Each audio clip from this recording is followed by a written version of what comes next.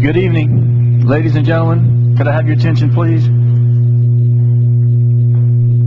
I'd like to call the Tuesday, February 2016 Committee of Whole to meeting at order. It's at approximately 5:33 p.m. Roll call, Madam Clerk. Councilman Shelley? Here. Councilman Maldonado, absent. Councilman Williams, absent. Councilman Ross? Here. Councilman Burgess? Here. Vice Mayor Fairclough? Here. Mayor Porter? Here. Any additions, deletions, deferrals? Mr. Manager? Mr. Attorney? None? Tab 1 is a presentation from Showbiz Cinema. Mr. Attorney? Mr. Manager?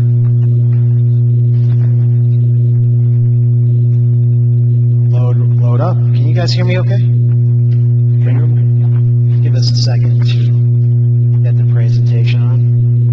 While he's doing that, I'll request an executive session for Carlos Diaz Suarez versus City of Homestead. Eric will be holding that with you. No, it's not there. We ready? Great. Mayor, Council, it seems like yesterday, and actually it's been lightning fast, but it's like a little over 2 years that we started talking about the downtown and what to do to reinvent our downtown. And there was a video that we played back then that some of you saw, some of you didn't, but it set the stage back then for how do you fix a downtown that's been struggling for decades. So I'd like to play that real quick. Hello, I'm Jody Miller. Welcome to Main Street, America. This program is about that part of town that most of us remember best from our childhood.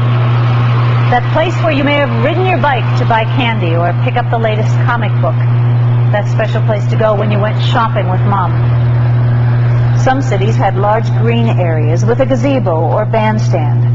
Others were centered around retail or entertainment, such as a large theater or restaurant.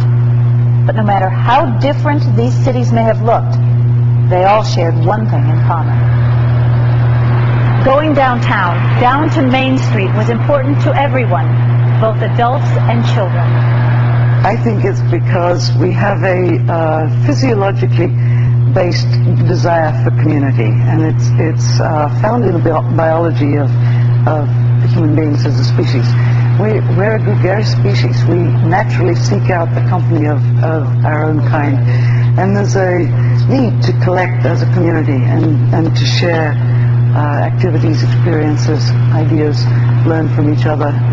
And I think that the making of the downtown as a place for the public stage of that sort of interaction between people is simply answering to a basic biological need of human beings. During the past 40 years, however, main streets across the country became better known for decrepit buildings, homeless people, crime, and neglect than for being the important commercial and social hubs they had been prior to World War II. But now, instead of walking away from these undesirable aspects of downtowns, we're starting to see collaborations of city officials, community-minded residents, and public and private sectors of our societies, fighting to take back their main streets, recreating those streets as an integral part of their cities. But is this fight realistic? What does a strong Main Street area mean to a city and its residents? And how does a city justify the special financing packages and tax incentives that are now being used to attract new development? So the movement to reinvent downtowns, to fix downtowns, because of the competition that they had with indoor shopping malls, they struggled, and city after city started figuring out how do you fix a downtown. We're a little behind the curve in terms of many of these cities were doing this 10, 20 years ago. We started a little over 2 years ago, which is nothing, and we broke our economic development plan down into phases. And what we had talked about when we first started there is study after study after study shows the values of a revitalized downtown, because we are certainly investing a tremendous amount of time and energy and resources into fixing the downtown. So people really need to understand who cares about the downtown, why is it important. And study after study after study shows when you revitalize your downtown, your tax revenues increase, your property values increase, you create new jobs, create accessibility for a variety of quality of life services, goods and services, a sense of place. It increases the reputation of a community as well, because unfortunately or fortunately, if you have a really good downtown, that's what becomes symbolic of your city. And when you have a not so good downtown, that also becomes associated with the image of your city. So as you think of some of the exciting downtowns, whether it's the Miracle Mile, whether it's Lincoln Road, Las Olas, you see people really enjoying downtowns, and it becomes part of the image of the city. So what are the elements of a thriving downtown? Civic buildings for certain. The old traditional Main Street had the city hall and the police station and the library and the courthouses and all the things you have.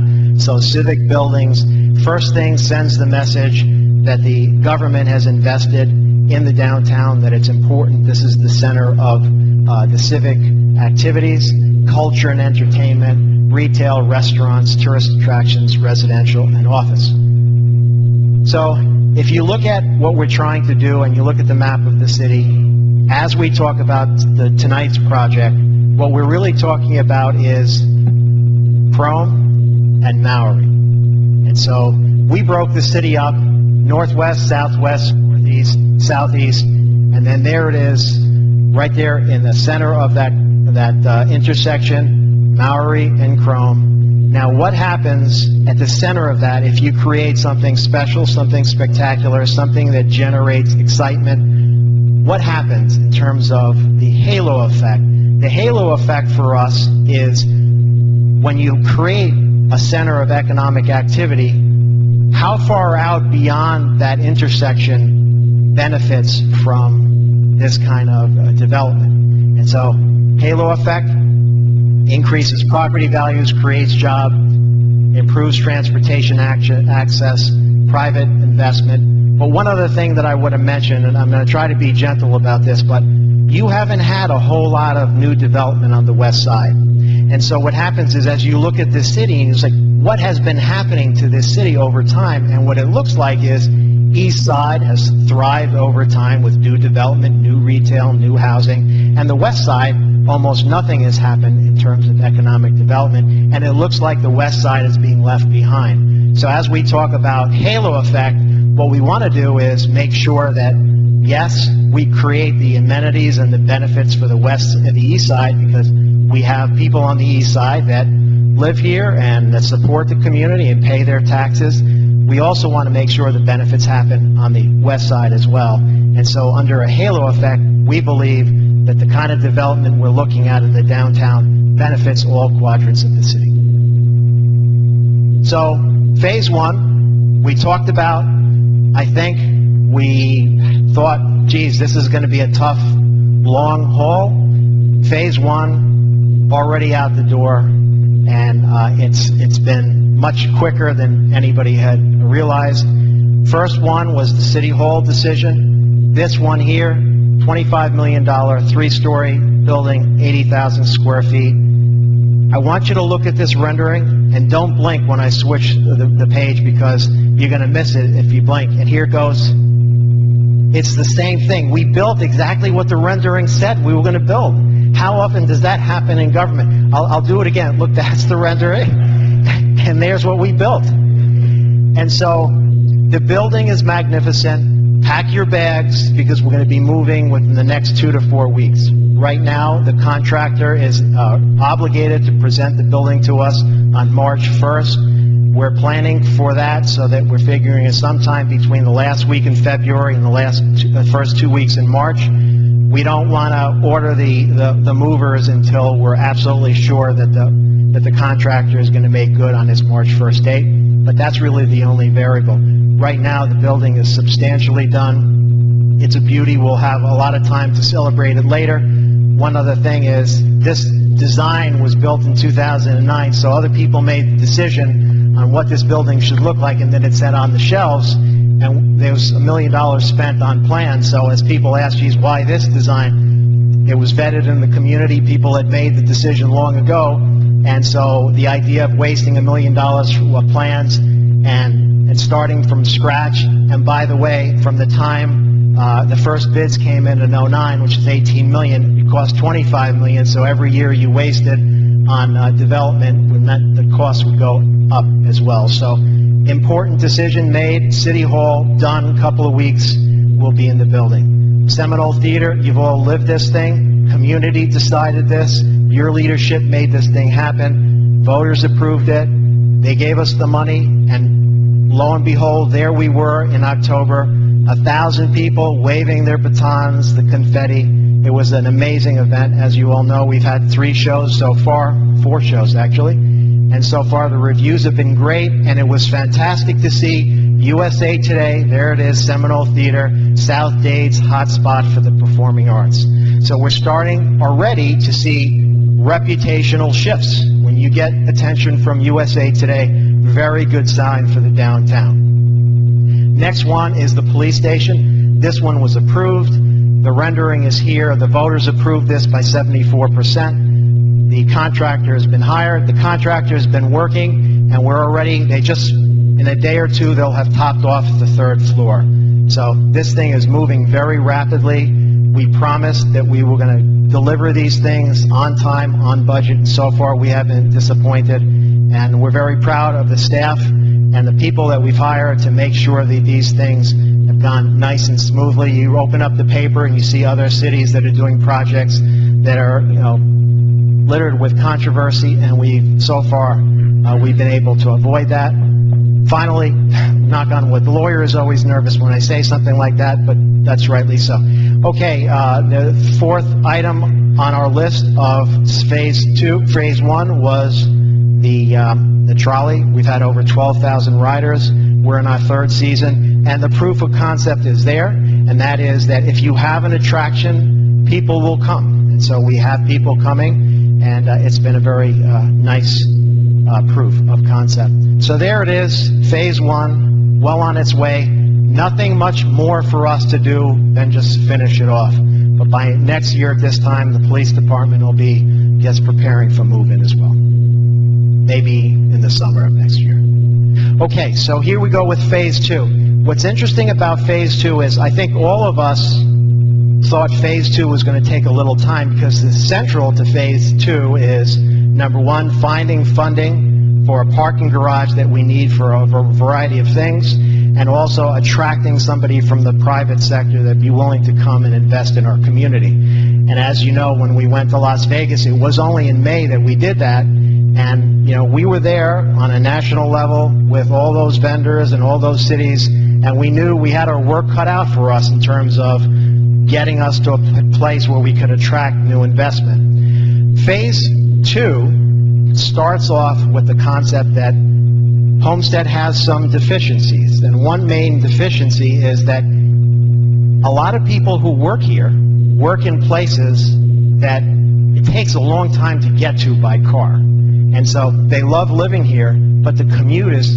horrendous. And so, as many of you know, when you have meetings at the county office building, if it's an 8 a.m. meeting at the county office building, you don't know whether to leave at 7 a.m. or 6 a.m. You could get there in 45, 50 minutes, or it could take you an hour and a half or 2 hours. And so imagine if we had a transportation system that was fast and reliable and safe, and that becomes a game changer to the economic development of the city when you can get your people in and out of the city very quickly, because, number 1, your current residents are really happy because that's a huge shift in quality of life, but it also makes your city much more desirable in terms of property values and development opportunities, because now other people want to come and move and live near your transportation hub so that they can hop on the transportation and get to their jobs, because properties here, it's cheaper to find housing here than it is in other places that are much more densely populated and closer to the jobs. So transportation becomes a huge issue for us. We have been talking to the county, I know many of you have as well, and the big debate on there is our busway, and how does that tie into what the county is doing with their transportation plans, and how do all the things that we're doing in the downtown, remember that intersection of Chrome and Maury, that is the red portion of this that intersects with our busway, and that's what we've been looking at for the concept of a transit-oriented development, something that takes into account all the things that we need. So, busway, we have data on this. We know a lot of people take the bus, but there's not as much satisfaction on the bus as you would with other forms of transportation. Also, places to park, to take the bus, it's a little on the spotty side. And so, what do we do with this busway to synergize with the developments that we have in the downtown? And the county has looked at three options on the transportation front, three major options. One is bus rapid transit, the other one is light rail, and the third one is heavy rail. And they have a whole lot of people looking at it, smart people, lots of studies, lots of politics, lots of arguments, lots of community jurisdiction issues. Where we've been working with the county on, and where it looks like some of the key leaders in the county have been gravitating towards, is bus rapid transit. Now, what is bus rapid transit? Well, if you look at what we have here, this is a typical bus rapid transit. The reason why people like light rail is because it looks and feels a lot different than a bus, and it's more reliable. Why is it more reliable and quicker? Is because a bus, most of the time, you come from the front and you got to go down the aisle. Bus rapid transit, you have the doors on the sides, they swing open, and you can get a lot more people in and out, very similar to a subway car or a light rail. And so that's the first main appeal to bus rapid transit and light rail. The second thing is the buses that we have now, they don't get the right-of-way. So they have to, just like a car, go from intersection to intersection. If you get the red light, you get the green light. That's going to drive how much longer it takes you to get through.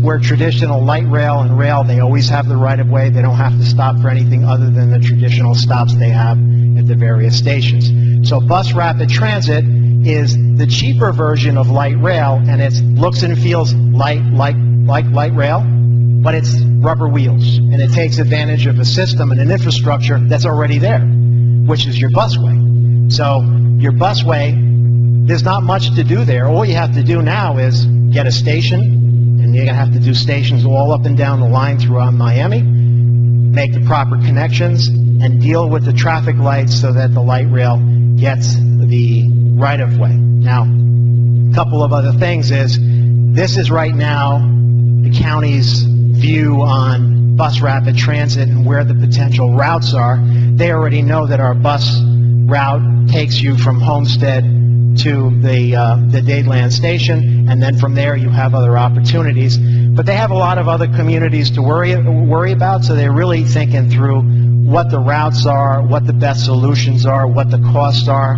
For me, the map kind of looks like somebody threw spaghetti at the wall. And I think there's a lot of debate about what they're doing there and what's the best way to go. One thing we know, bus rapid transit could take as little as three years to develop and get an implementation. Light rail, more like 7 to 10 years, and heavy rail even longer. So for us as a community, it seems like the bus rapid transit makes the most sense for us, both from let's get this thing done as quickly as possible, and also from an economic development perspective. So as you start interacting with the county leaders, just pay attention to the debate, because right now it's a very heated debate.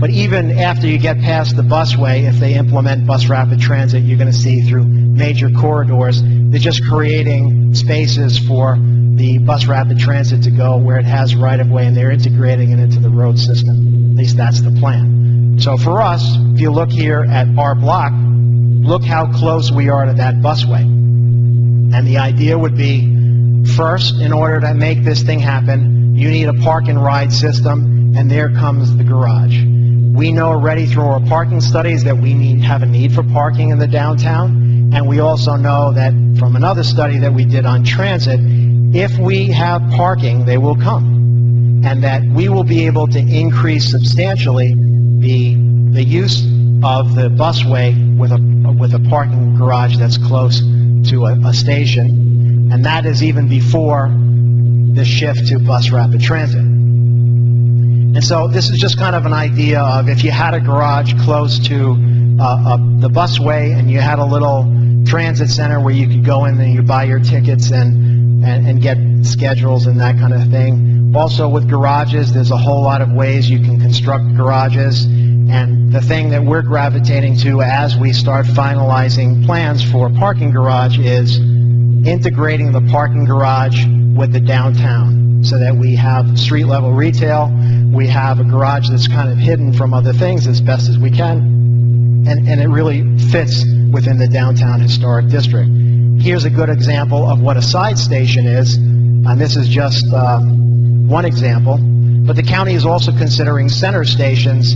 So before we go ahead and invest any efforts into creating our own station, we really want to get the decision from the county. Are they going with side stations? Are they going with center stations? So that's going to be an important decision. But here's where we're at with the funding of the garage. The city is entitled to transportation money that comes to us as an entitlement each year. What we asked the Transportation Trust for approval for is to allow us to utilize those future revenues as part of a revenue bond so that we could up front have $25 million to build a garage. Now, a couple of things. We have spoken to a lot of construction experts, and we have gotten ranges from anywhere from $16,000 a space to $25,000 a space. So as we finalize the decision on how many spaces are we buying, we're going to have to iron out those numbers and finalize some estimates, because obviously you get a lot more spaces at $16,000 than you do at $25,000, and those are important numbers for us. So that's a work in progress. In terms of the design, this is where we started 2 years ago, and concept was fairly simple.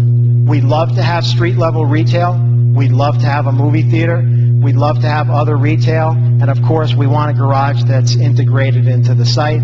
We've gone through all kinds of iterations. In fact, we have another design today that we were working on that I wasn't able to download onto this presentation. But the idea is fairly simple. Transportation hub, parking that satisfies both park and ride, plus other needed parking for the downtown, plus of course the entertainment component of this, we think, is an important part of bringing people to the downtown. Because if you ask, what's wrong with the downtown? Why on a typical Thursday night don't you see any people there? Well, if the Seminole Theater is not running shows, you have a couple of restaurants that are open, but there's not a whole lot for people to do. So we want to create that kind of excitement for the downtown. So that's the first project, and we have an element of that first project here that we're going to present tonight. And then the second one, which is also on your agenda, involves the creation of a new library on the site right there at the end of Washington Avenue, which we'll talk about shortly. We also have the third project, which is Losner Park, which we've acquired the sites, we've torn down the buildings so that we can expand the park, but we're going to need a little more time because we have two projects right now that are fairly ready to roll. And then finally, the iconic attraction. They're in the midst of shopping for their finance. They spent about $100,000 on construction drawings. You can kind of get a sense of some of the renderings of what the project would look like. And obviously, if we can add the tourist element to the downtown, that will also bring a lot of people. So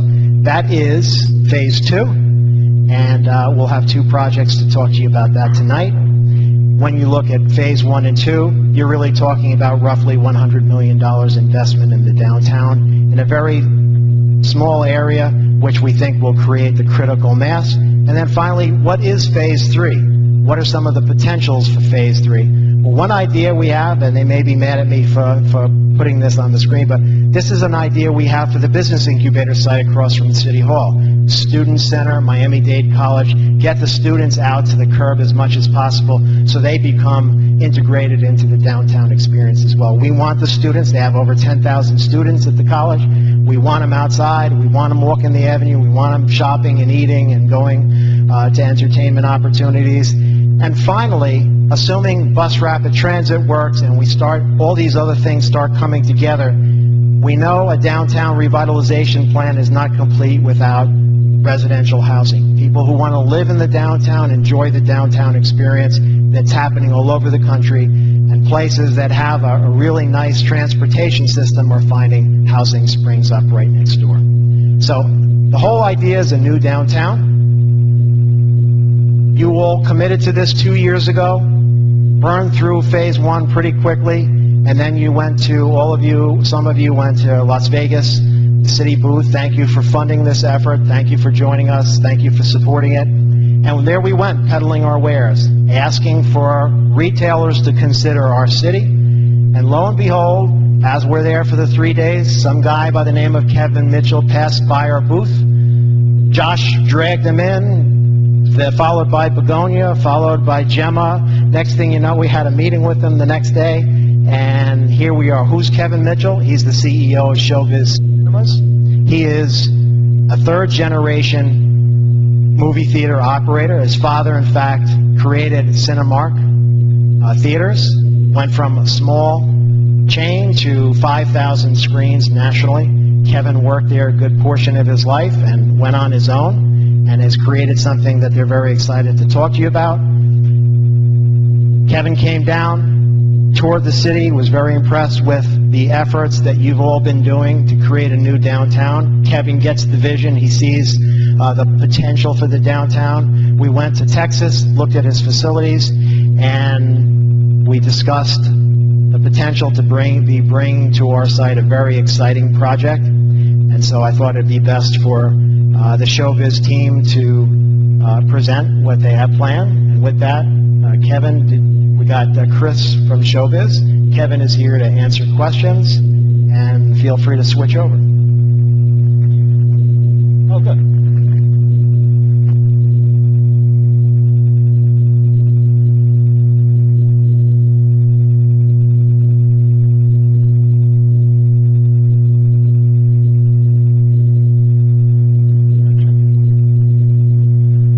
Thank you. We are Showbiz Cinemas is very excited to be here tonight. I know we got to meet a number of you down at Texas at one of our locations. We feel good about this project. We're excited about this project, and we want to share a little bit with you about our company. What I want to start with first is our management team. Kevin Mitchell, which George elaborated on, is again a third generation in the theater business. Our management team are some of the best in the motion picture exhibition industry, with a combined level of experience that exceed 100 years in the business. Kevin, to elaborate on him, his dad started him in the business when he was just a little kid. He ran around the theater. He started as an usher. He swept popcorn. He went on to run theaters, and then eventually into the corporate office, where Kevin learned every aspect of the trade. He learned the real estate portion. He learned the film buying portion and how to run the operations of the theater. We have Rob Warrens, who's the director of operations. He has been in the theater industry for 25 or 30 years.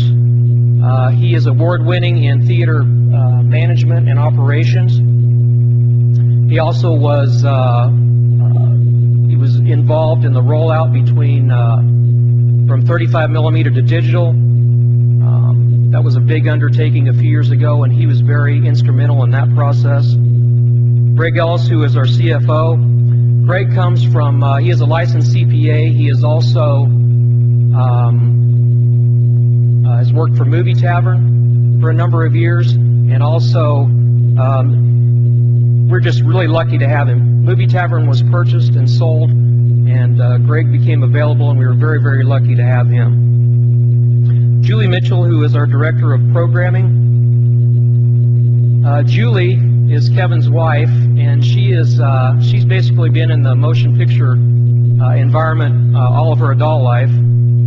She was a VP, an executive VP for Sony Pictures, and she worked there for 25 years. She ran over 46%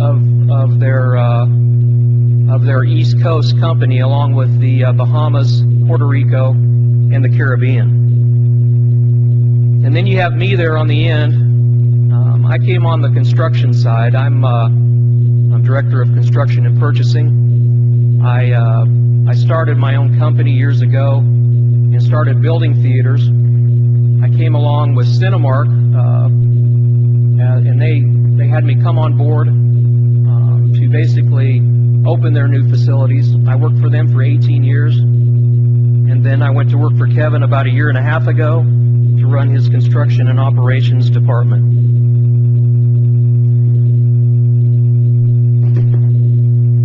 Showbiz Cinemas is the next generation destination for entertainment. We try to bring together every aspect of an entertainment for families so they can come in and enjoy our facilities. I know it's kind of hard to see on this screen, but this is a typical Friday night at our Baytown locations, where we have a full bar, restaurant, arcade, and bowling. As you can see from the picture, everybody's having fun. Our bar, of course, features beer, wine, and a wealth of specialty drinks. Here we can see families enjoying a meal on the theater side of the lobby. This is our state-of-the-art boutique bowling area. We've expanded. This isn't your mom-and-pop bowling alley. We've got, if you can see there on the end, the bowlers are basically facing an 80-foot wide screen. This is a 14-lane bowling alley. 80-foot wide screen, 14 feet tall. We're able to introduce, music videos, football games, sporting events. We have light shows. We have blacklight bowling. There's a number of fun things that go on in that center. It's all state-of-the-art. In the scoring system, the scoring system literally came on the market about a month. We were one of the first to get it in our facility. It allows all the families to basically have fun. It's almost like playing. You can do a myriad of games. It could be from horse to whatever, but it's really fun to see all the kids play, against each other on these lanes.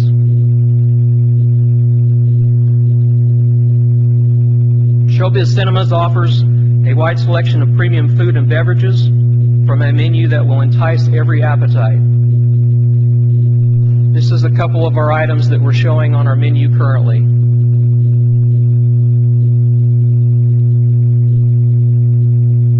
Pictured here are our versatile event rooms, which provide hours of entertainment for both moviegoers and non-moviegoers alike. These are great for corporate events, birthday parties, whatever function you want to have at our facility, we can accommodate. Our SDX auditoriums. They bring together innovative digital technologies from some of the industry's forward-thinking leaders to provide a transformative experience that demands repeat visits to a premium environment. For us, it is not just about giving the audience another big screen or a reclining seat. It is about truly providing an entertainment experience that is impossible to duplicate in the home. SDX features a massive 70 feet wall-to-wall, floor-to-ceiling screens and auditoriums filled with oversized custom-made leather chairs and immersive 3D Dolby Atmos sound, along with Barco 4K digital projection system to complete the superior digital experience. I want to go a step further here and also say our entire movie theater is designed, literally modeled. We go to the industry and we model every auditorium. Every auditorium is designed for optimum viewing and sound. We also reward our guests and partners in the community with loyalty programs and giveaways through social media. It's not just about our guests that are visiting today, but more about encouraging them to return tomorrow.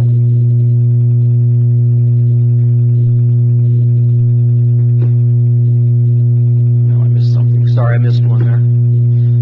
We stay engaged with communities that we serve by participating in local events. We love to partner with schools, sponsor school events. As you can see in this picture, that's actually Taya Kyle.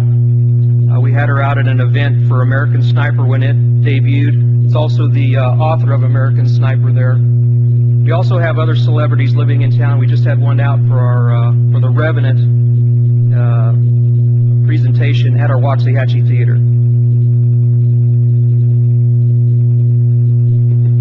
We are very passionate about local police and firefighters.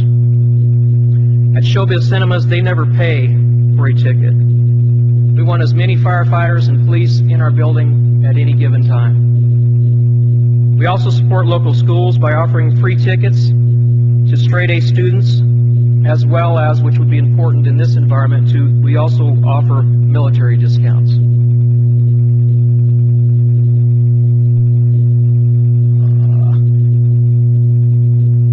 Okay, bear with me. Something's missing here. Attendance survey overall. Surveys show that over 54% of our customer base come from outside the communities we serve. This is an overall comparison for all of our facilities. We examined a smaller market, which is more modeled to the Homestead environment. When examining the smaller market, we found that over 77% of our patrons were coming from outlying cities to visit Showbiz Cinemas.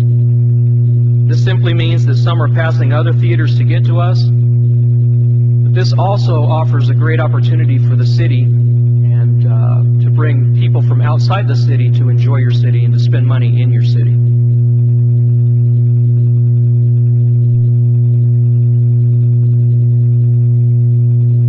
They've got my slides messed up, but I got it here. Industry-leading performance, admissions.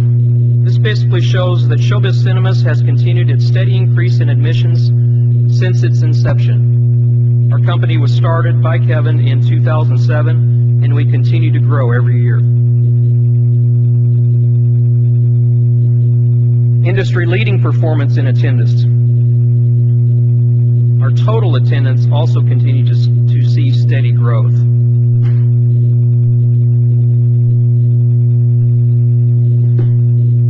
Attendance per screen. Our attendance per screen, this is basically modeled on the four largest in the country paired against us, AMC, Cinemark, Regal, and Carmike. Our attendance per screen continues to top our competitors. That's because Cinemark offers a first-class movie-going experience to every customer that walks through the door. And Kevin has a different philosophy. We try to get people, we try not to overcharge you at the box office. It's important for us to have the cheapest ticket price to where the families can come in and enjoy the movie.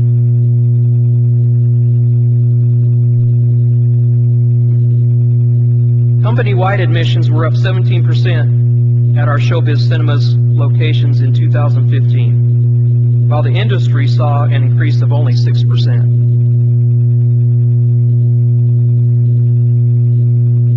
Showbiz Cinemas is your entertainment destination, and we look forward to bringing this facility to the city of Homestead. And it's been a great. I just want to say that it's been a great experience working with the city so far, and we look forward to working with you in the future.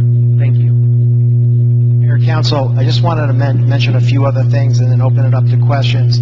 Is Showbiz, like government, believe it or not, has their own capital improvement plan or their expansion plan. And so for them, they've already kind of locked in their next couple of deals. So what they've offered to us, since we want them to get started right away, is they've offered to do this 10-screen movie theater, 14-lane bowling alley, the entire destination. Well, the structure of the deal, which is included in your packets, is for the city to finance the construction costs for this facility. The city would end up being the landlord for a brief period of time until the debt is paid off. And so the way the debt would be paid off would be through lease payments made by Showbiz Cinemas, plus the revenue that we expect from the property tax generation from this facility as well. So that's kind of the structure. We had an outline for you in your packets of how the thing would work. What we're asking for tonight is a little direction on, can we continue the negotiations with them to get us from this sheet of bullet points to a term sheet to ultimately a lease agreement and a development agreement. And there's a lot of moving parts. The most important thing is that we need, if we're going to do the financing, we need a financing package that protects the city in the event of default. So what we have done is we've already spoken to a couple of banks. They're waiting to get a term sheet done so that they can analyze the deal and see whether this type of financing would be available to us. And so assuming you're okay with us moving forward, then the next step is for us to finalize a term sheet, and and then we're going to send those to the banks. We're going to get some feedback on what kind of financing would be available to us. And then, of course, there's a whole lot of other details in terms of number of parking spaces, the interaction with the garage, the site plan. You know, there's a whole lot of things that have to happen from now till the time the shovel gets into the ground. But we didn't want to spend any more staff resources and time if you're not interested in moving forward. If you're interested in moving forward, you're not really committing to anything other than for us to continue with our efforts internally to try to finalize an agreement with them. So with that, they're here to answer questions, or I can be happy to answer questions. And our attorneys have also been working with us, and so any one of us, we're here to answer questions. Let me start by saying, Mr. Manager, I want to commend you and the team, because this is a pretty heavy lift, to be honest, to think that, you know, less than a year ago we decided to buy a booth, to take a big leap of faith, spend money, go to Las Vegas and basically test the waters, and to be here today, you know, sitting here and talking about even the option of moving forward is impressive. So I want to commend you and the team for that vision, and obviously I want to say to the council, because they were all, you know, pulling in the same direction and going out and visiting and helping wherever they could. So kudos to everyone. Vice Mayor? Yes. Thank you, Mayor. I just wanted to kind of echo those same sentiments, but before I get into my comments, Mr. Gretzis, what impact, if any, financially will this have on our residents if we decide to move forward with this project? Depending on the financing package, our intent, what you have in front of us, is so that there is no impact to the property taxes, no impact to the general fund. Again, there's some details we have to work out, so before I can answer that for you 100%, right now, that is the intent, and we certainly, that's what we recommend the package should be. Thank you. And I would just like to say I had an opportunity to meet with Kevin and Chris in Las Vegas and recently in Texas, and I was completely impressed with the quality of services that you're providing out in Baytown, Texas. When I tell you, this is a top-tier operator with a phenomenal facility that they're running out there, from the movie theater, the bowling lanes, the bar. I didn't drink because I don't drink. The bar, everything was just high quality. And what I particularly like is the fact that you're involved in the community. You're giving back to the community. And because we know allowing your family to attend movie theaters is quite pricey, but your business model does not price families out of the movie-going experience because your ticket prices are considerably low. So I think this will bode well for our community and provide a service or an amenity to the Homestead area that we currently don't have, and it will potentially draw other patrons outside the city into our downtown district. I am extremely excited about this, and I would encourage you and council to support this moving forward. Thank you. Thank you, Vice Mayor. Mr. Burgess? Thank you, Mayor. One of my questions is, if we borrow this money, and of course, you know, there always is the possibility, and it's in your sheet tonight, of non-payment and default, what does that do to the city's creditability in the future as we move on? Does that hurt us to a substantial amount, a little amount, or what do you think that does to us for our abilities to borrow in the future?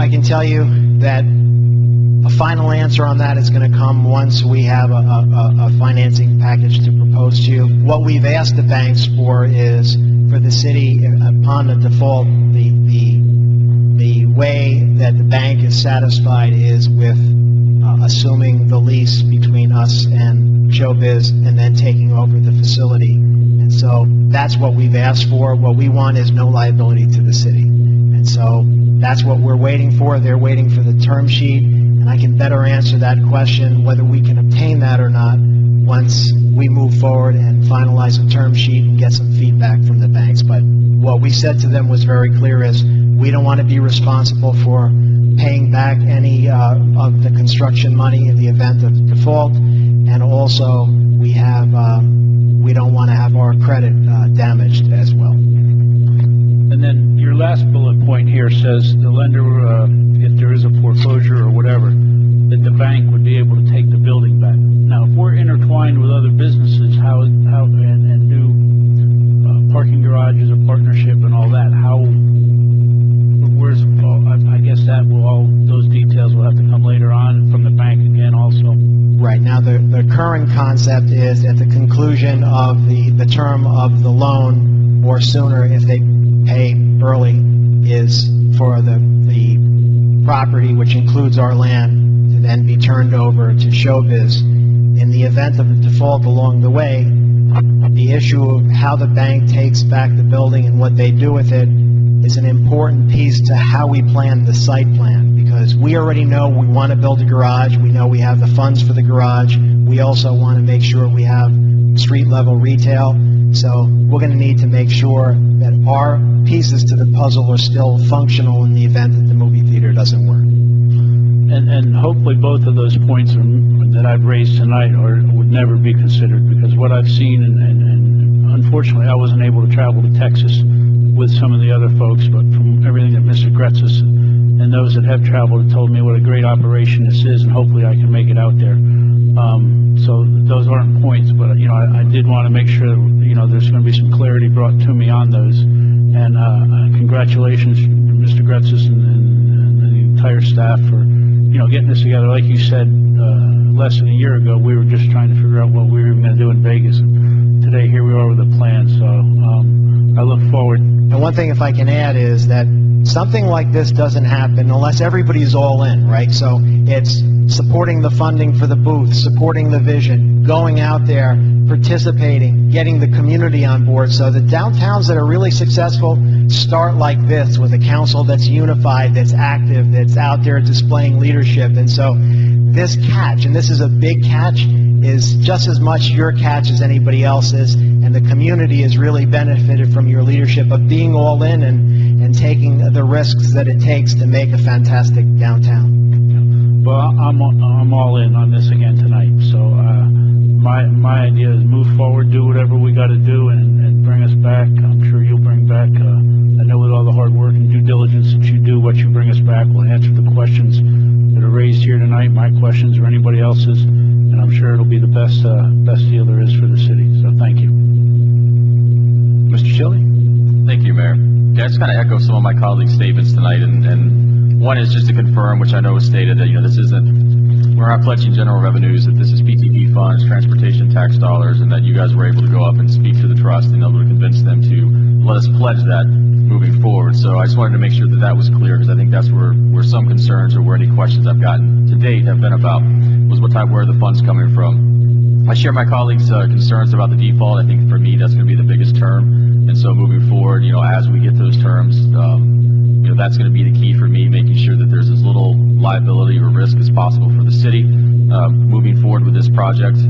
But again, I just want to commend my colleagues and for all the hard work and the leadership that you guys have displayed in moving this forward unified, as the manager said. And I also want to thank staff, because we've had a lot of major projects move forward over the last year or so, including this one. And you guys have been able to so far juggle all those balls all at the same time and do so very effectively and very professionally. And I think it's reflected well in the city of Homestead, and it's reflected very well on us as a council, and we've benefited because of the great job that you and your staff have done on behalf of the residents of the city. So I just want to commend you publicly for all of the hard work. I know there's a lot of work left, but you guys have done a fantastic job to date, so keep it up. Appreciate that. And one other thing I wanted to mention too is thanks to our city attorney and his staff. We've had a lot of meetings with lawyers, and the most important thing is they keep us out of trouble, but also that they help us finalize deals, and they've been great on both sides of that. And in fact, our city attorney actually flew out to Texas, which we're very grateful for. Perfect. And so yeah, my recommendation is to move forward, keep plugging away, bring us back a final product, and let's look forward to breaking ground on this project here in the near future. I'd like to say too that excuse me, this is a quality of life issue, and if you look at the phase one, There's some quality of life issues we built in there for the business, for the residents, but their city hall and their police station, this is going to be their theater. And this is something that, you know, we lost bowling, but we picked bowling back up. People are driving by our communities to be able to experience this type of an experience in a movie theater. So I think this is something that, you know, my opinion is we just have to continue to try to move this ball forward, you know, any way that we can, and show the community that it's not only about the employees, but it's about them too, and bringing forward the library question, the park question, you know, the movie theater experience, the retail downtown, because this is not going to be for the west side of Homestead. This is going to be for all of Homestead and all those people that are driving by us going to South Miami or some other type of a quality experience in a movie theater. So, you know, I think we're all in, and my support completely. And Mr. Mitchell, I appreciate, you know, you taking the time out of your day to stop by our booth and visit with us. Had it not been for that, you know, we wouldn't be here today even talking about this. So kudos to you and your team. And I know from conversation with the manager, you've worked very, very well with him and his team to come to some sort of middle ground that's doable for both sides, which is commended and thanked. So appreciate you and your team and finding that middle ground so that we can come back and present something to our community that's really a win-win-win for all of us. So thank you very much, sir. Mr. Roth, are you in favor of going forward, or so? Anything else from us, Mr. Manager? That's it. Thank you very much. Appreciate it. Okay. No. It's going to take us a few weeks to finalize some things, maybe more. There's more work to be done, Yes. more questions to be answered, but this is definitely move forward tonight. And obviously, everything rests in the financing. So if we can't get to the financing, then it's a whole different ballgame. But let's say a prayer. Absolutely. All right, sir. Thank you. Thank you, Mr. Mitchell. Thank you, sir. Tab 2, Mr. Manager, is a librarian. I mean, the Imaginarium Library. Okay. Let's see. They're just switching over to the second presentation. I know you guys are already sick of me, but I just have a little more, so just hang in. Okay, there we are. Thanks. Okay. We have talked first about the transportation, the parking garage, and the movie theater retail project. The second item on our list of those 4 projects on Phase 2 involves the library. So, okay. So, as we've been thinking about the components for the downtown and creating the critical mass, it begged the question, what's happening to our current library, and does it really belong where it belongs? And also, does anybody really care about libraries anymore, and do libraries matter? And so, with the internet, with all the different things, does anybody really need a library anymore? So, in order to answer the question, first, I know, Mayor, you always like me to give the Greeks some credit for things, so I figured I'd throw in something about when did libraries really begin? And the major first big library where libraries really became important started back in the 300 BC. And this here is a statue of Alexander the Great, a very prominent Greek, I might add. And Alexander expands through his territories and takes over Egypt, is crowned pharaoh, and makes a commitment to the Egyptian people at that time that the city, which becomes Alexandria, will be one of the great cities of the world, a great city that has culture and has a commitment to the arts and mathematics, and will be designed in a certain way that makes it a great city. And he didn't live very long, but his successor lived up to the commitment of a great library. And ultimately, 2,300 years ago, roughly, the Great Library of Alexandria starts off the culture of libraries. Now, at that time, we were talking about scrolls. And the idea of the Great Library of Alexandria was, this is the storehouse of information. Don't forget, in ancient Greece at the time, that is when the whole movement came towards philosophy and knowledge. And so it started with Socrates, and Aristotle, one of the pupils of Socrates, actually trained Alexander. And Alexander was committed to the idea that for a city to be great, it really had to have people and resources to become knowledgeable of how the world works. And if you think about how little they knew back in 2,300 years ago, and the fact of the matter is, even 2,300 years later, there's so much more that we don't know as human beings, and how much more we'll know 2,000 years later. The library became a repository for scrolls that answered questions about a whole lot of things that came from all over the world. And in fact, the ships that came into the harbor in Alexandria, they confiscated the scrolls, and they made sure those scrolls stayed in the library. Scrolls turned into books, and libraries became places where you store books, and scholars come primarily, particularly in ancient times. Only the scholars or the very wealthy would be available to go inside the library. Then after you start collecting all these books, you need a system, the Dewey Decimal System, card catalogs. Now we have a way of organizing all this material. And then, of course, some fancy buildings, but primarily books and desks and places for people to sit and study and research and write. And that's library. And then comes technology, and libraries start augmenting the technology into the operation, but again, primarily books and desks and a little bit of other things. Libraries over the years start becoming focused on their customer base, and they start adding areas for kids.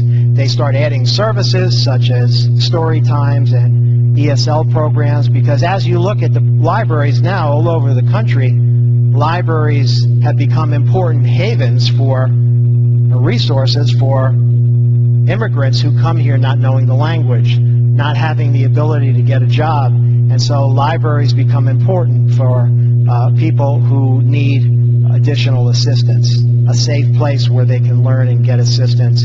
Of course, DVDs, movies, magazines, that kind of thing. Now, our library, it's almost 40 years old. This is a facility that at some point in time, the city ran its own library. And then the decision was made, we will give the county library system a piece of land to use that we can take back anytime we want. Let them build a library and let them operate the library, and they'll be the main provider for library services, because there's also a tax involved that's issued by the county to pay for libraries. The question is, how far have we come over those 40 years? What does the library back then look like, and what does it look like today? So, 1979, 1980, Councilman, how old do you think that photo is there?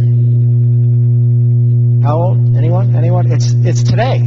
That's what the library looks like today. And I have to wonder, back 40 years ago, what did it look like? It may have looked just like that, right? And so I'm not really sure what it looked like, but I imagine it looked almost like that. And by the county libraries system's own admission, not a whole lot has been done over the 40 years to upgrade, to freshen it up, and to make it something that's attractive to more people than it is. So again, primarily stacks of books, desks, and now we have some computers. However, okay, now this is the agreement that we have. It's 1976 is the agreement. We have control of the property. It's valuable land. We know that. It's on US 1, right next to our City Hall campus, the old one. And so, and in there, in this agreement, there's a provision that if you take the property back, you have to pay them for the value of the building and the stuff inside. These statistics come from the county, and basically what they're saying is that for fiscal year 14-15, the library's door count was roughly 150,000. And the items checked out were somewhere between 100 and 150,000. So they clearly have people that go there and use the facility. Those people can go to that facility, or they can go someplace else. And what we're saying is we would prefer that those people join us in the downtown for all the great things that are to come. And also, we think with the right kind of facility, we can get a whole lot more than 150 and add to the critical mass of the downtown that we're trying to create.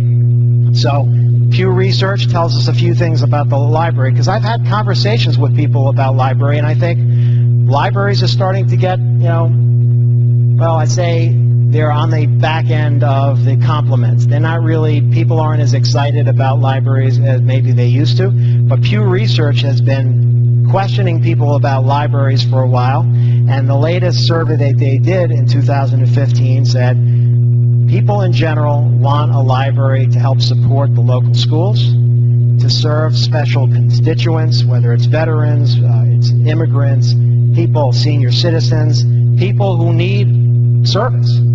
Also, how can libraries help local businesses and job seekers? Is there a place you can go if you're looking for a job? Somebody will help you write a resume and research for jobs that are available.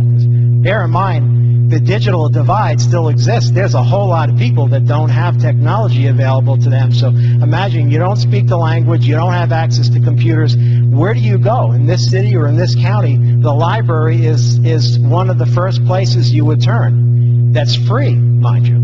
And so also what people are saying about their libraries is, yes, we think libraries should have books and that should have a bunch of services, but also let's start embracing the new technologies, and we'll talk about that in a bit. But bear in mind, senior citizens are big users of libraries too.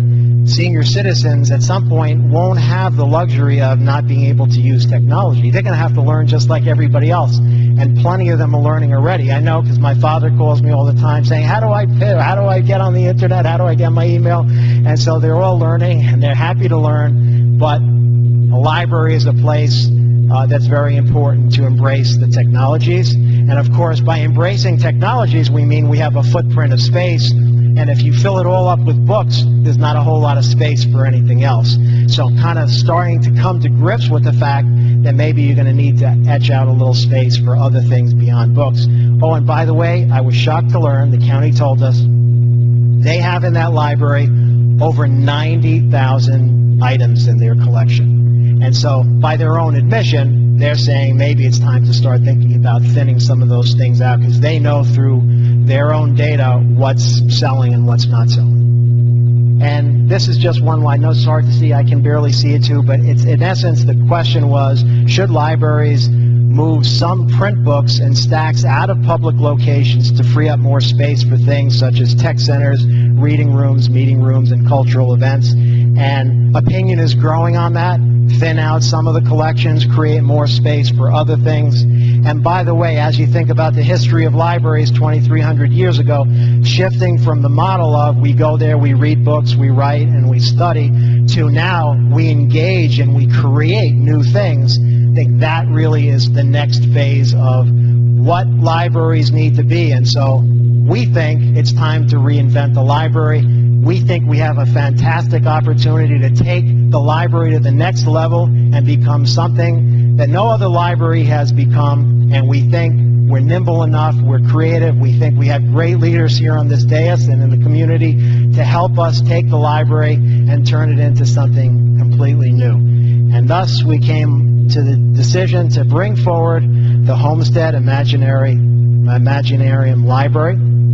We think it's important that the library be in the downtown. We have just signed an option agreement for property at the end of the southern tip of Washington Avenue, which is outlined here in purple. We have an option agreement to purchase this, and there's one other building that we're in negotiation with. If we are able to acquire that one, it will have a total of 25,000 square feet. So that'll be the amount of space. Right now, this building is 2 stories, and if we get the back space, then we'll be at 25,000 feet. Imagine a library as a centerpiece for revitalization of the downtown. Imagine a modern library that bridges the gap between literacy and technology. Imagine a place filled with life where anyone can come to create, learn, and play. Let's talk a little bit about the location. It's 1 block away from the Seminole Theater. It's 1 block away, hopefully, from the new movie theater and parking garage and transit center. Hopefully, it's across the street from the new iconic attraction. It's right next to the City Hall. It really becomes the center of our economic development revitalization, and really, it could be the living room for the downtown, where families come and hang out. It's free, it's got a whole lot of things for them to do inside, it creates and engages people in discussion, and it's family friendly, it's safe, and that's the idea. Cutting edge technology, e-readers, creation labs, public meeting spaces, kids areas, teen areas, Mariachi Academy, which we'll talk about, and the cafe. We threw some concepts together to just make a point. We think the 22nd Century Library is very technology heavy. It's technology driven. You feel it when you walk in the door. You understand this is a new era. We also think it needs to have loungy type environment, at least a good portion of the space, with a cafe. And why does Starbucks so successful? Well, some people really like the coffee, but it's also about the atmosphere. They like hanging out. They like sitting there. They like the atmosphere. People like being together. As the video said at the beginning, we as human beings like to be around, almost, some of us do. We like to be around each other, and so this is potentially the ground floor. 3D printers, creation labs. We think there should be a teen area that thinks through what is it that attracts teens, that's positive, that wants them to keep coming back, that puts them in a more supervised environment. They're not on the street, they're not out getting themselves into trouble, they're engaging in things that stimulate their minds, that stimulate creativity, and also help make them successful. Children's area, something fun, something playful. We looked at the retail community as well to see what they're doing with children and with learning, and there's all kinds of things, interactive, colorful. Technology is, again, an important thing. The software that people are creating for kids is becoming better and better. And I want to talk a little bit about 3D printing, because we've heard 3D printing, but not many of us have used a 3D printer, have seen a 3D printing. But this is why 3D printing is important. You're at the cusp of something that's revolutionary. 3D printing means you sit at a computer and you design something from scratch. And then you send it to the 3D printer, and the printer creates it live and in person. And so this is just kind of a diagram of how it works. You design it, you pick your material, glass or metal or vinyl or paper or plastic. They're even making food with 3D printings. NASA has actually funded a study to figure out how you use 3D printing to make food. And so whether it's shoes and toys and car parts and hearing aids, this is a good example of a 3D printer. You have the design on your computer, and there's the bottle that's created. You created this bottle. Why is that important? Because that bottle, when you go to the store to buy a bottle that's not created by a 3D printer, it was created by somebody who has a whole lot of money to invest, to get engineers to design something and take it to a manufacturer, do a prototype, then get it funding to produce it for the mass market.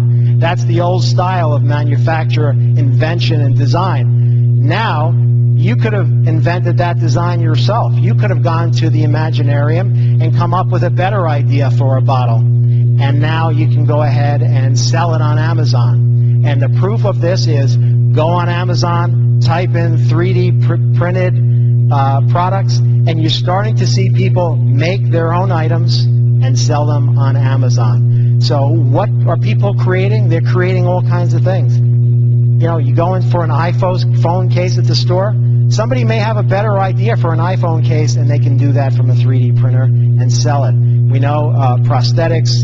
This is the first 3D printed car. They think within the next couple of years there'll actually be 3D cars on the road.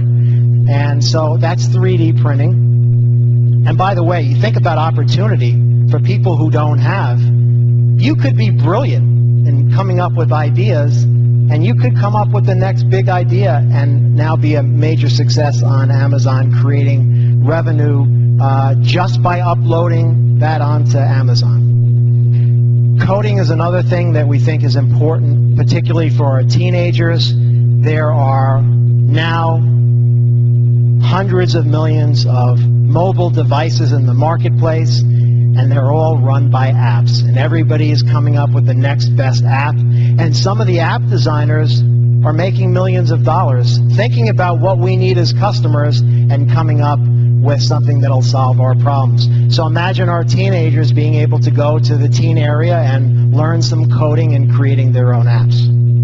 And the Mariachi Academy, I think, are the Garzas here? Garzas here? Yeah, they are. The Garzas came to you.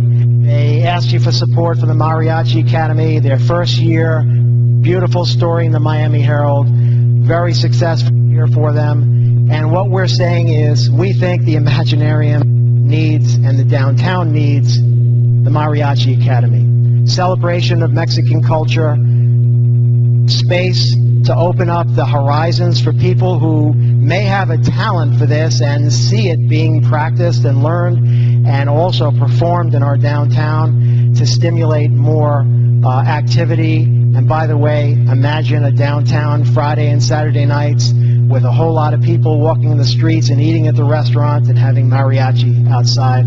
What a wonderful thing. So, progress report. We've had a number of meetings with the county to discuss the concept of let us build a new library and you all run it.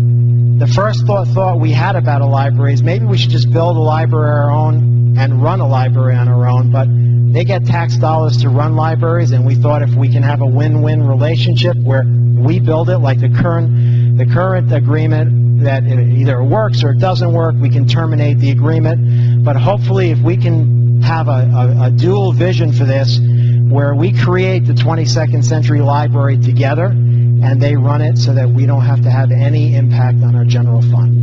So it'll cost somewhere between $700,000 and $1 million a year to operate your own library, minimal, and they're already spending somewhere around that, I think $700,000-800,000. So to duplicate services, we don't think is a great idea.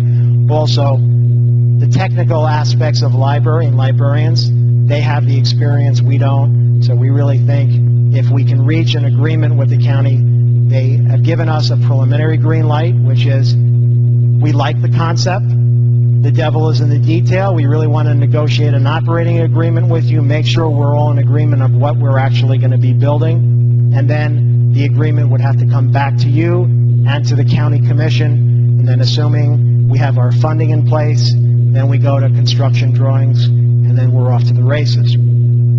The next step really is for us to try to figure out how to get the funding without impacting the general fund. We don't want to raise taxes in order to build this facility, so the idea that we came up with is federal funds. We believe through the Section 108 program that will generate at least $4 million for us, and then we'll figure out as we start finalizing designs, we'll have a better idea of what our budget is, whether it's $6 million less or more. And so what we're really asking for from the council is the blessing for the concept, and also for us to start the application process for the federal funds. And then, of course, you'll have plenty of opportunity to have some say in the documents that come forward and the design of the facility, and we'll update you all along the way, and we are certainly hoping that you'll all get engaged in this, because this may end up being the most exciting thing we do in reinventing a government service. That was a great pitch. That was really good. Mr. Burgess. Thank you, Mayor. George, you got a big checkbook. I'm trying to spend everybody else's money. If you pay all this money to the federal government, you figure they should come back and give you I'm glad that we still had this money here today to go back and do it, because a month ago we wouldn't have been able to have this discussion tonight. So I'm all in favor. I think it's a great idea. This puts us head and shoulders, or even higher than that, above anybody else if we bring something like this to our community. And I think it's just another important piece to the puzzle to downtown. There's so many things that come out of that. I go over to the library that we have now quite often with my son, and it's the same thing as the library was, I'm sure, when I was a kid, just yesterday, because I'm still very young. But, it's very antiquated and all that, and the computers there are old, and I see the people struggle with them because they are so antiquated and all that. So I think something like this would be phenomenal, not just for Homestead, but for the entire region. I believe people would be drawn to it, and there's nowhere else that I know of that has anything that's even being talked about. So, again, congratulations for thinking outside the box and bringing something like this forward to us. I'm in favor. Vice Mayor? Yes, thank you, Mayor. To me, this is what next level leadership looks like. Show me a municipality that is hustling as hard as we are to provide a quality of life and essential services to the community. Show me another municipality that has a 22nd century library. I've searched, and I couldn't find anything outside of North Carolina State University. Haven't seen it anywhere else. And if you think about the school district and a community, the singular goal should be increased student achievement and graduation rates. With the $1.2 billion general obligation bond that was designed to decrease the digital divide amongst schools and children in impoverished community, the school district is working hard to do that on a technology standpoint. But as a community, we're missing the mark. And if we're able to land this 22nd century library in our community, it is a game changer and a home run. So I support it. If we can work out the details to ensure it does not impact the general fund, I think this is incredible for the kids in the Homestead community and surrounding communities. You have a green light from me.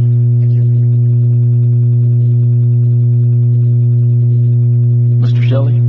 Thank you, Mayor. I concur. I'm wholeheartedly for the concept. This one's a lot more fuzzy with the details side of things. So I want to see the details. I want to see exactly how this thing gets put together. But assuming it's done, and you guys have done a great job of packaging everything to date and making sure that it protects the city's best interests, I expect nothing less with this one. But yeah, I wholeheartedly support moving forward, getting more information, and seeing if we can bring this to life. But the details are going to be key for me as we get to the final decision. Mr. Roth? Thank you. I want to concur again, George. What a fantastic idea. And does that mean that Homestead will become an automobile plant? We can actually start building automobiles? Maybe. I mean, that caught my attention. I was like, huh? The kid draws something on the thing and it prints out. It's just amazing to me. And you guys have done a fantastic job. You have my support on this all the way. Thank you. Well, Mr. Manager, the other win, too, is the fact that now you'll have that 4.36 acres on US 1 that you can fold back into the 18 acres I think that we already have.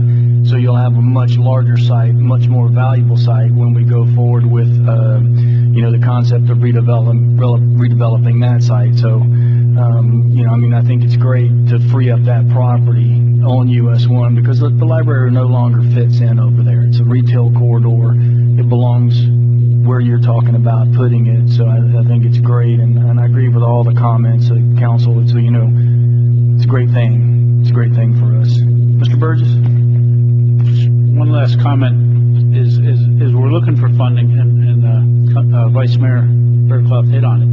We should maybe reach out to the school system. They got $1.2 billion, and we have not seen a lot of that down here yet. So perhaps that's an opportunity to sell to them, and also look for a little bit of funding out of them if we come up short or need some. Idea, and we certainly will do that. We also have had kind of gently tapped the library people a little bit because you look at it, they haven't really put much money into it. We know they've had their own funding struggles, but they're starting to invest in other libraries. Meanwhile, why shouldn't they invest a little bit in this one as well? So we know they're going to be operating it, but they're operating all those other libraries too, but also putting money into those other libraries. Aventura just opened up a brand new facility. So when do we get a little bit of our fair share? And that's something for all you to consider as you talk to your county leadership is, where's the money? Show me the money. Yeah, so, okay, thank you. Well, and as we can attest to, we haven't been able to get a whole lot of help to get us where we are today. We this heavy lift has been done by this community and this leadership. So, I mean, at this particular point, you know, we have to continue to go forward as hard and as fast as we can. And hopefully, I agree with Mr. Burgess, someone eventually and should step up to participate in Homestead's effort to do something for South Dade as a community. But I can't say that I want to sit and wait on it, with all due respect to the players that I'm talking to. And I think all of our colleagues are of the same position. So, you need anything else? Everybody's That's it. in Thank favor you very of moving much. forward. Okay.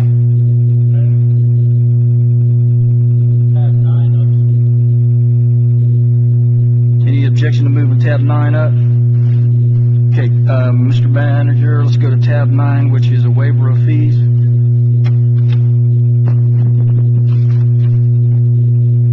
Mayor, the Seroptimist International of Homestead is requesting the mayor and council authorize the city manager to assist the Everglades Bicycle Club by means of waiving the usage fees in the amount of $1,125 for the use of William F. Dickinson Community Center Banquet Hall and Kitchen on February 23rd, 2016. According to the city's code, the city council sets fees and has the right to waive park and recreation fees by majority vote.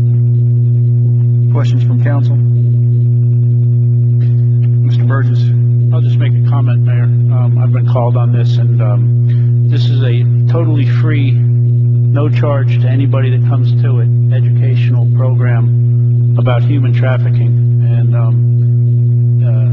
the numbers are there that state that this is a problem. We've seen people arrested in the South Dade area for this. I think it's a great thing that they're trying to do here, and I fully support it. And because they are a nonprofit and it's fully free to everybody, I would maybe encourage my colleagues up here to help me tonight in support of this program. And I know they're here if anybody from them wants to say anything. I'll say, in the absence of a policy, which we've been trying to work on, I agree, and I'll make the motion to approve this fee waiver. Is there a second? Second. Moved and seconded. Any questions from council? The motion is to approve the fee waiver. Would you like to speak? It's over. Don't talk if you don't have to. The questions, okay? Quit while you're ahead. We don't need to hear anything. You got it so far. All in favor? Aye. Motion carries. Thank you.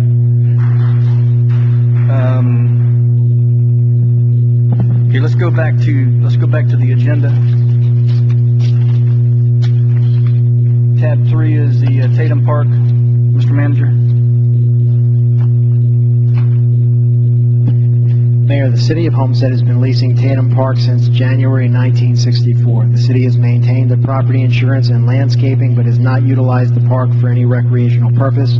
Staff recommends the mayor and council authorize the city manager to cancel the lease agreement with Miami-Dade County by means of a 30-day written notice for the use of Tatum Park. Mayor, we understand the county has another use for this, that the potential user has met individually with council members, and that you understand what their proposal is. And in order for them to do that, the lease has to be canceled. But once you cancel the lease, just so you know, you won't have control over what goes on there. So that's just something I just wanted to make sure you were aware of.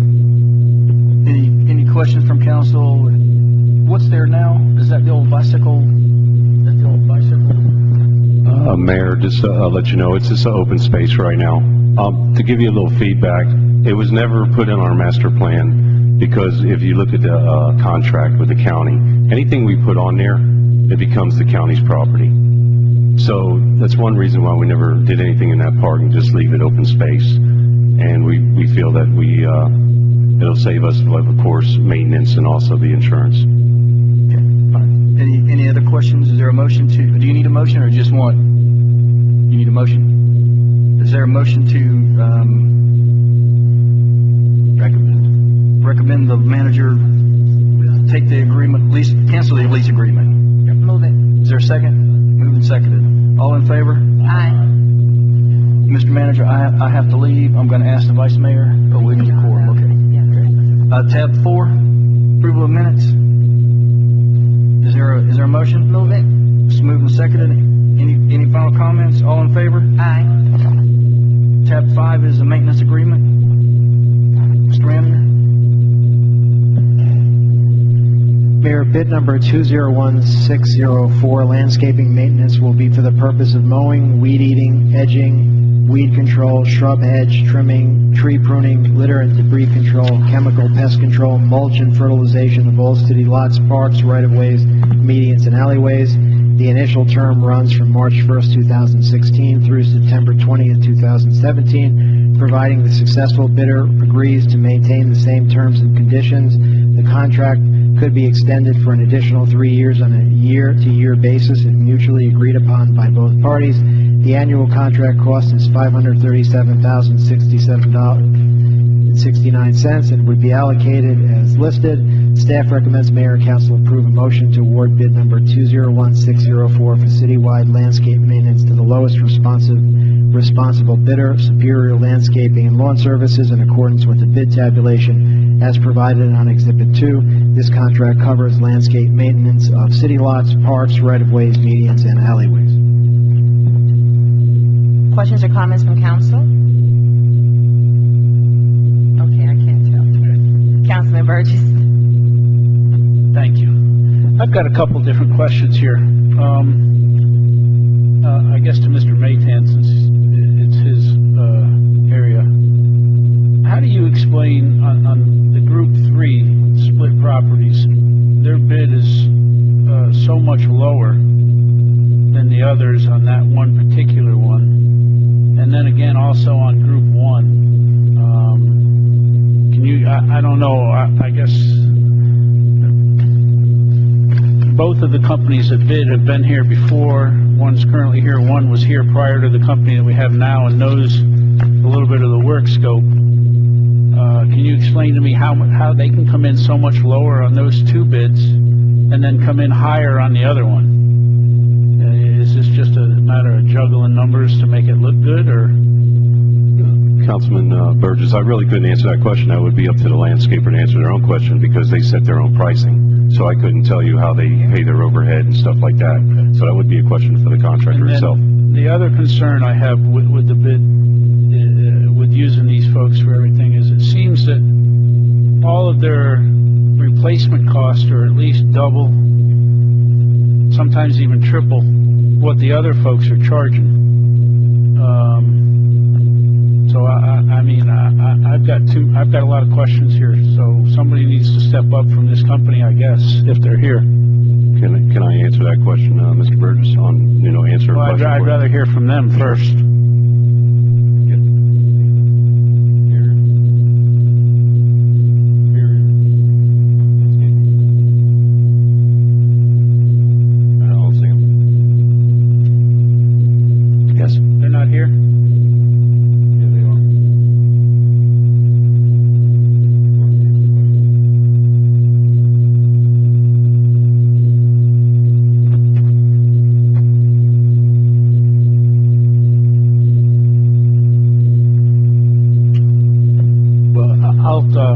If anybody else has questions, I'll hold back for now and let them ask their questions so we can keep the meeting moving. Councilman, would you like them to respond now, or I can move on to Councilman Ross? Okay, if they're ready. I just, can you explain how you come up with the two bids you gave? Well, all three of your bids are a little bit different from the others, where one is much higher, or not much higher, but higher, a percentage higher. One is very low, and I would even consider two of them to be very low. So I'm just wondering how you guys come up with two that are so much lower and then one that's higher than the other. How, when you're out doing your tabulations for the work consideration and stuff.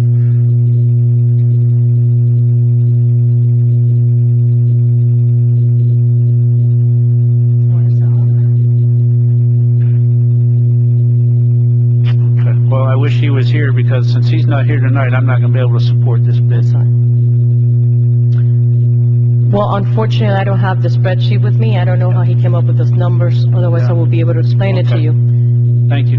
I won't be able to support this recommendation from staff tonight. I'll leave it at that. Thank you. Thank you, Councilman Burgess. Councilman Roth. Thank you.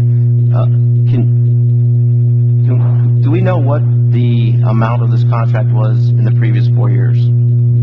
$466,000, Councilman Roth. So it went from 466,000 to 537,000 as the lowest bidder. Can you explain if there were changes in service?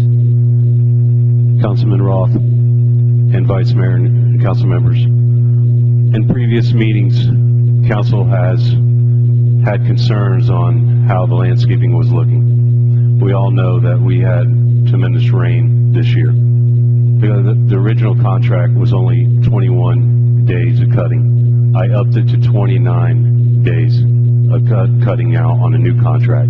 Plus, there was other new landscaping added throughout the city in medium strips that we upgraded. Southwest 4th Street with the new Sylvester palms. Those are all new added-ons now. And we also sent out the add-ons that we put on there. The sports complex wasn't on there. There was other Washington Avenue. Those are all different areas that you see on your list as up the contract. Councilman. Okay, I understand the additional landscaping that was added and all that. Do we need to go up from 21 cuts to 29 cuts? Is that sufficient or is that overkill? Well, with the concern that we had in previous council meetings, they wanted more service. And also with the new landscaping that we put throughout the city, we're going to need that service. All right, is there a specific area that was calling out for additional services? Southwest, northwest, southeast, northeast? Well, like Doug said, Councilman, on Southwest 4th Street, we did a brand new landscaping through the CRA. We also did Washington Avenue through CRA. We also added new plantings in other parts of the city, and we also did other locations that weren't being mowed before, which was added on to this contract. So I would say everything had to be done. Yeah, if I just want to add to that answer, though, because ultimately you all determine the level of service. So staff responded to requests for more service, but obviously if you reconsider that, then we'll adjust according to the level of service that you want. And so that's one option you have, is to continue on a month-to-month basis with the current provider until, you make a decision to do anything above and beyond that. All right, and I did have questions for the bidder, and I guess since they're not here tonight, I'm not going to be able to support this as well. Thank you. Thank you, Councilman Roth. Councilman Shelley? Thank you.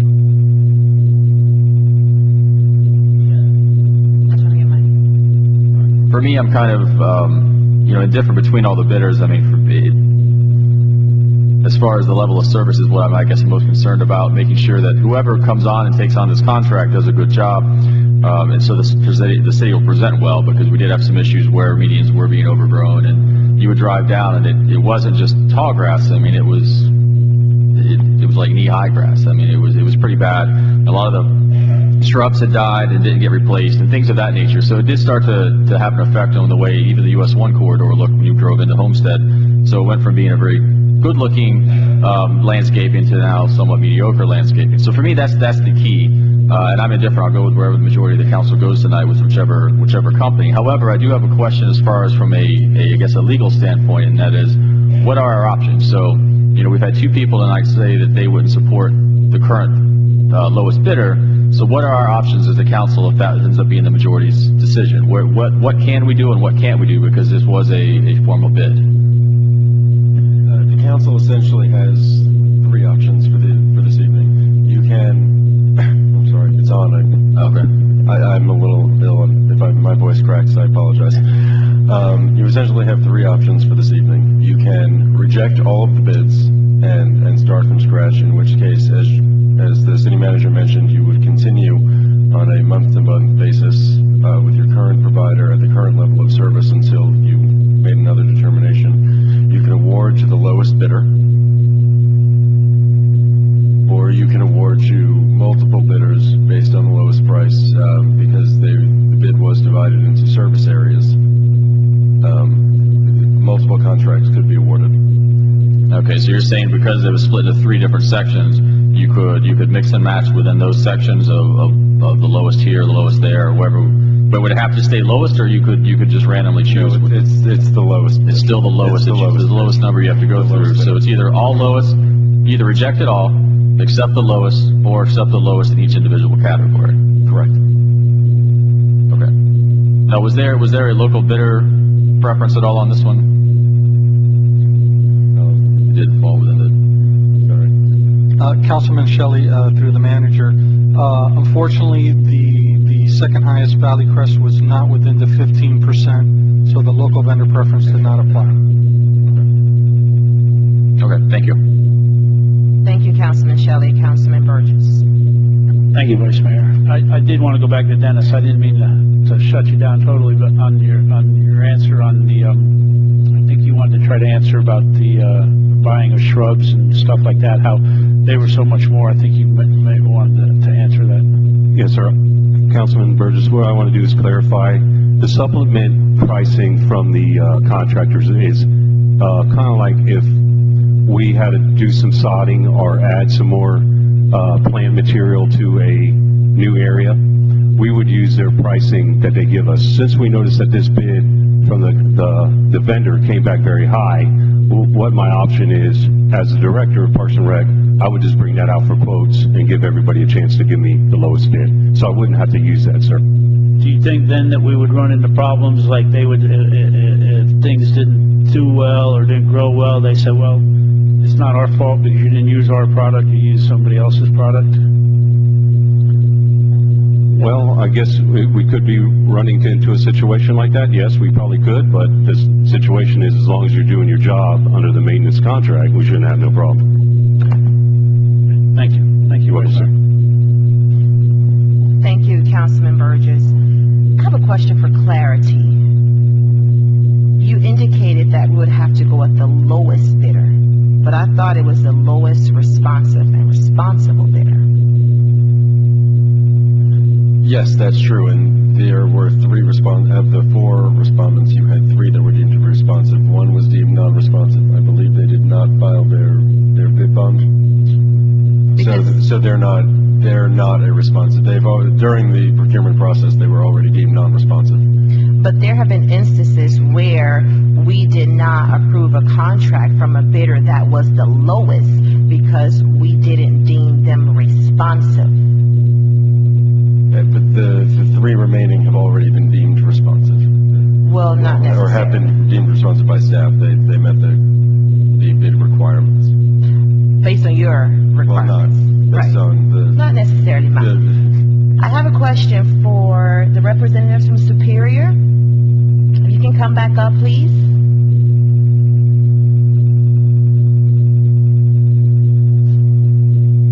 And if you can just please state your name and your titles for the record, just to give me a frame of reference, and your address. Sure. Beatrice Gertz, and I'm the Maintenance Division Manager. Daniel Roque, he's the Account Manager. Okay. Can you talk to us a little bit about your business, the company? Because I went online to kind of get a background and a feel for the company, and I just want you to share that information for the record. Sure. Currently, we do a lot of maintenance work for City of Miami, for City of Hollywood, City of Miami Beach. In the past, we've done Parkland. So we're very familiar with the municipalities and what their needs are and what the job entails. I apologize that I do not have the information for the numbers, but I do not quote, I do not give out numbers. Only the owner and another representative do that. And I was not aware. I found out about this meeting, unfortunately, at the last minute. Otherwise, I would have gathered all the information and have the right answers for you guys. But basically, we're very much familiar with the work that we do. We have crews all over town, all over, you know, in Miami, in all places. So transportation is not an issue, equipment is not an issue, personnel is not an issue. We're very responsive, and we're available, you know, anytime. We have several people throughout, you know, the office that would answer any questions. The only one that we cannot answer you right now, unfortunately, is the most important one, which is actually how those figures came about. But, you said you have experience working with municipalities. What is your current relationship with those municipalities? Well, we're currently doing work for all of them. We've been with City of Miami Beach now for like about 6 years. City of Hollywood for 3 years. We just finished a contract with City of Parkland. We were there for 2 years. With City of Miami, we've been there for 3 or 4 years. So normally, and they're usually renewed. Once the contract is over, they usually extend us for another 3 years or so on. So Right you now, never we just had had a any- renewal to City of Cape Coral. Understood. So you haven't had any issues with the municipalities that you've been working with? No, No. no. Okay. So are you in a position to speak for the company tonight in all aspects? I know you don't have the numbers, but the both of you were sent here to respond to questions from mayor and Yes. council. Okay. So you have a bid for over $500,000, and the owner, he wasn't available to come tonight to answer all the questions? I don't think he knew that it was about questions. I think, I shouldn't answer on his behalf, but I think he just thought that we needed to come over to, I guess, get any feedback of who was awarded the contract and so on. But you've worked with municipalities before. But I cannot answer for him. I mean, I'm thinking he wasn't aware of that, otherwise he would have been here himself. Because to me, I think it's disrespectful to not have someone here to answer the questions that we have, because things aren't just automatically passed. They have to be ratified by council. I understand. Talk to me a little bit about your relationship with the communities. How are you involved in the communities that you've serviced? Well, I am the first person they contact. I mean, if they have any questions, if they have any concerns, that they contact me directly, or they contact the owner if I'm not available. And then it gets passed down to the account manager. In this case, the gentleman next to me, he is the account manager for a couple, for the City of Hollywood, a section of City of Miami Beach. He has DOT work as well. And we have, a chain of command. So we have a couple of people under him, and we have other account managers for the other customers and municipalities that we serve. Let me just clarify my question, because perhaps I wasn't clear. How are you involved in the community as far as giving back to the community, the level of your involvement outside of the scope of work with the municipalities? How do you give back?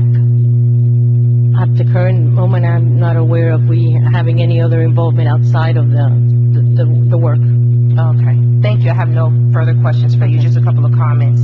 Thank you. I can't support, we respect you, staff, but I can't support this tonight. And I'm not going to support it because, from my understanding, we have a great relationship with Valley Crest. Mr. Maytan, what has been your experience with Valley Crest?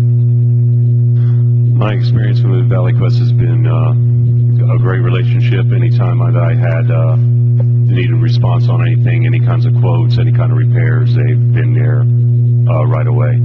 Vice Mayor. Okay. So if the council was to move forward with the services with Valley Crest, you would be comfortable with that?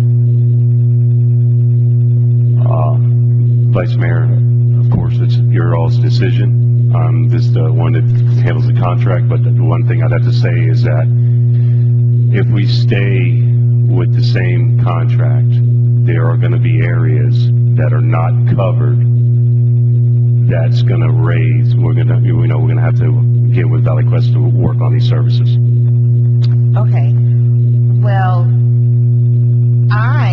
I support Valley Crest, and I move that we reject the bid that is before us and move forward with Valley Crest. And this is why. Valley Crest is not just a business leader in the community. They partner with the community. They employ 140 City of Homestead residents in this community.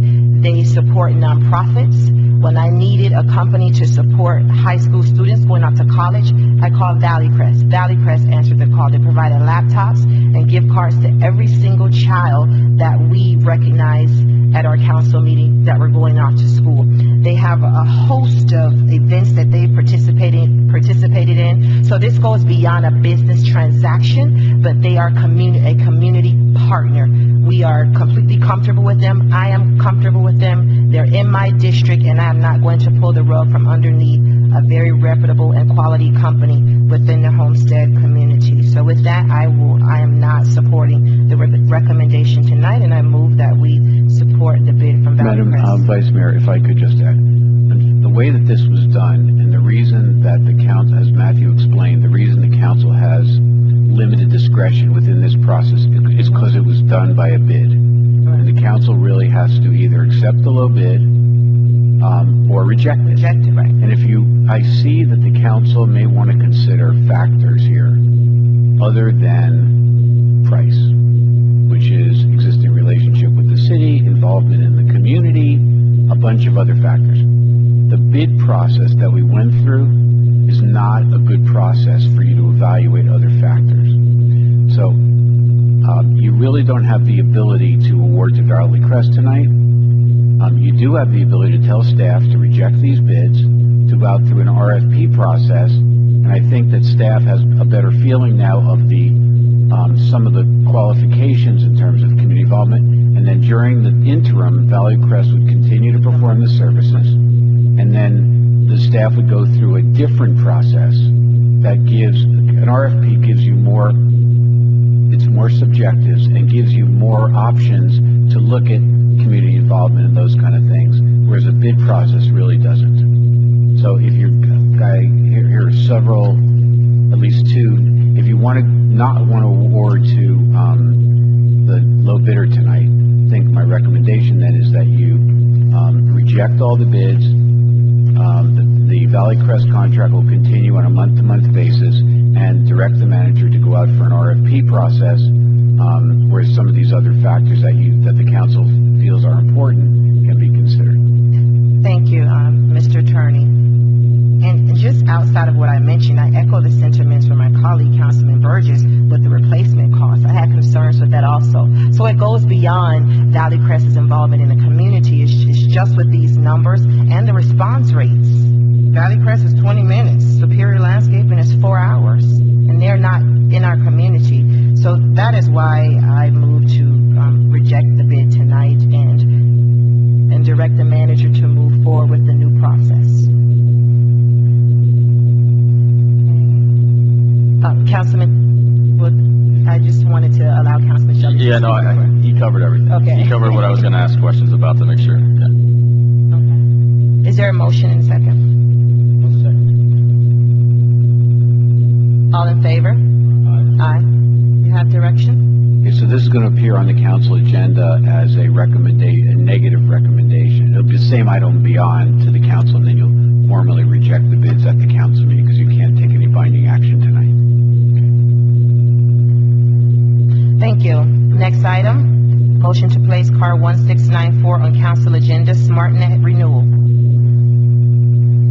It's properly moved in second. Staff report.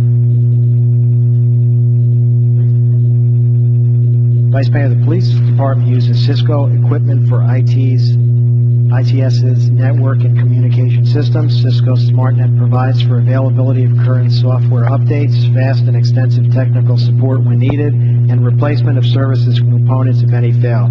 While the majority of the Police Department's critical systems are redundant for failure avoidance, the SmartNet contract provides for a rapid 4-hour replacement for critical equipment on a 24/7 basis, and non-critical is replaced on a varying level of service between next day and several days. The varying level of support, according to needs, keeps the total cost of the agreement lower.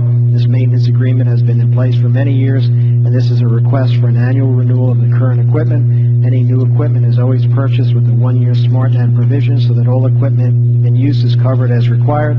Staff recommends Mayor and Council approve the attached resolution to authorize the city manager to renew our Cisco SmartNet maintenance agreement from CDWG.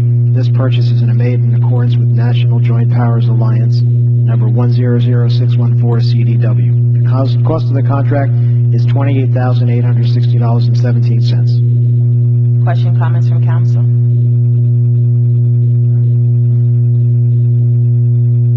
Okay. Hearing none, seeing none, I will entertain a motion to place car 1694 on the council agenda. Oh, already moved in second. All in favor? Any nays? Next item, motion to place car 1672 on council agenda, removal and replacement of rapid infiltration trench number 6, CIP 454, ITB 201613. Staff report.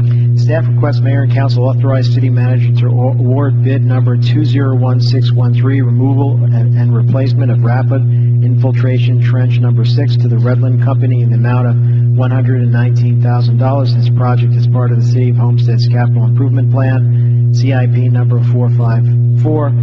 a bid solicitation was sent to 651 vendors, and one responded the project is necessary to ensure compliance with the regulatory agencies. City of Homestead must meet requirements and standards by law, by the Department of Environmental Protection Agency, to govern the safe, potable drinking water for its residents. This requires proper maintenance of the trenches in order to minimize clogging and backup. Questions of council? Question or comments from council? Seeing none, hearing none. All in favor? Any nays?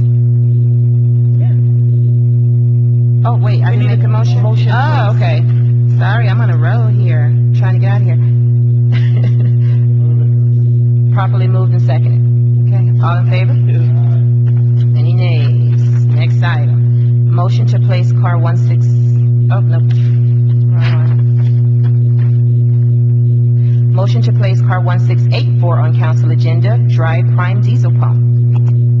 Staff report. Staff recommends the mayor and council approve the attached resolution authorizing the city manager to purchase a dry prime diesel pump. This is part of the City of Homestead Capital Improvement Plan, number 605. The total purchase cost is $44,314.19. The purchase will be used for bypass lift stations in the event of emergency, and also used for water and sewer main breaks. Questions or comments from council? I'll entertain a motion to place car 1684 on council agenda, dry prime diesel pump. Properly moved in second. All in favor? Any nays? Next item. Motion to place car 1705 on council agenda. Oh yeah, we skipped it. Motion to place car 1707 on council agenda, request for waiver of usage fees. Staff report. The Miami-Dade County Foster and Adoptive Parent Association is requesting that mayor and council authorize the city manager to approve waiver of usage fees in the amount of $1,500 a year for the use of FICO Williams Community Center to continue hosting their third Saturday monthly meeting to the foster adoptive kinship families. And the organization are the caretakers of abandoned, neglected, and abused children in the southern communities of Miami-Dade County. These fees were waived by the council in 2015. Questions or comments from council? Councilman Burgess. Thank you. I'm assuming that's the representatives here somewhere. How many families do you serve on a, could you please come to the podium, please, and just give us a little history of how many families you serve and the percentage of folks that you think, because you list Homestead, Leisure City, Florida City, and Cutler Bay, that you think are actually from the Homestead community? Yeah, once a month, we have our meeting at the FICO Williams Center on the third Saturday. Excuse me, can we have your name and address for the record? Oh, I'm sorry. Thank you. My name is Travis Davis. I'm the parliamentarian on the board of the association. Good evening. My name is Barbara Trost. I'm a volunteer board member. Like I said, our meeting is held every third Saturday at the FICO Williams Center, and we serve about 50 families in the south area. We have 3 meetings a month. We have 1 meeting in the north side of Miami-Dade County. We have 1 in the central location, and we serve at least 50 to like 100 families sometime on any given Saturday. Like we have 1 Saturday meeting the first Saturday up north. The second meeting is in the central area is on a Wednesday, and the meeting at the FICO Williams Center is on a Saturday, the third Saturday of every month. Thank you. Any additional questions or comments from council? Seeing none, hearing none, I will entertain a motion to place car 1707 on council agenda, request for waiver of usage fees. Is there a second? Properly moved and second. All in favor? Any nays? Next item is adjournment. I will entertain a motion to adjourn. Thank you very much. Properly moved and second. All in favor? Any nays? Thank you.